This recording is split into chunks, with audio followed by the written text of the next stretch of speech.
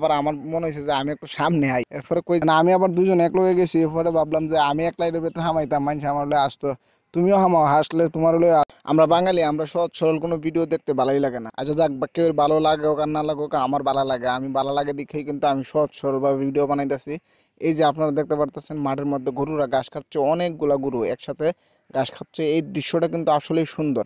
এখন আপনার কাছে যদি ভালো না লাগে, ঠুস করে টান দেওয়া যাবেন গা, এটা আমার কিছু ধরে রাখতে পারতাম না। তবে এই পরিবেশটা দেখলে আসলে যে কেউ ভালো লাগার কথা। আমি বয়সটা দেই বেলায় মনে মনে চিন্তা করছিলাম যে এত সুন্দর একটা পরিবেশ, গ্রাম বাংলার পরিবেশটা আমি সুন্দর করে একটা ইমোশনাল কথা কই মনে। এদিকে আবার আমার মনে হয়েছে যে আমি একটু সামনে আই, এরপরে কই যে না সামনে আইসে আর যদি না দেখাইতো পাবলিক, তো আমি বুঝতো না যে এটা আমি ভিডিও করছি। আমি আইটা দেখাইতেছি, যারা গরু রাখতেছে হেরা আমার চাইল হয়েছে, মনে হইতেছে যে মনে মনে কইতাছে আইসে এনে মানে বাপ লইতো আর কি।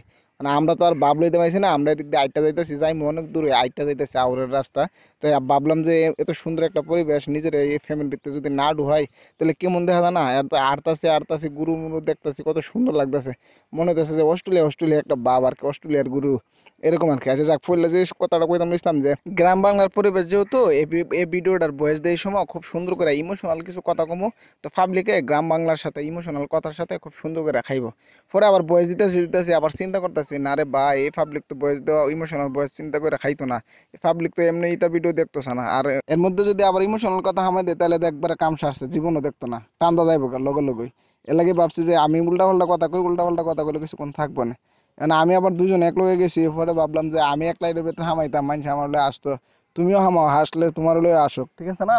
এর লাগে কই যে তুমিও হামাও, তোমার দেহাই ভিডিও মিডিও কইরা তুমি একটু স্লো মোশন দিয়ে দিছে, আটলে সুন্দরই লাগে। আর পরিবেশটা যেহেতু সুন্দর, গুরু গুরু ঘাস খাইতেছে, আমরা এর ভিতরে আইটা যাইতেছে, কোনো ফেক কাদা কিচ্ছু নাই, সুন্দর একটা পরিবেশ। তাহলে ভিডিওতে হামাইলে তো সমস্যা নাই। এলা আবার এমনি এমনি দেখাইতেছে যে আসলে পরিবেশটা অনেক সুন্দর। আমরা যদি ব্যস্ত থাকতাম তাইলে কিন্তু এত সুন্দর করে ঘুরে বেড়াইতে পারলাম নইলে। আচ্ছা যাই হোক, আল্লাহ যা করে ভালো লেগে করে। এইদিকে আবার আমি সেলফি ক্যামেরা লয়া পরে গুরু টুরু যেটা আছে এটা মনে করো আমিও দেখাইতেছি, আমি নিজেও ক্যামেরার সামনে আইছি, আর হচ্ছে গুরুর দেখাইতেছি, পরে ঘুরাই ইলারও দেখাইতেছি। আমরা কিন্তু আইটা যাইতাম লইছিলাম আরেক কামে, মানে এক কামের মধ্যে নয় ডং লাগাইছি। ডংটা যেহেতু এল্লালা করছি আমরা, মানে আপনারা দেখাই, আপনারাও দেখবেন।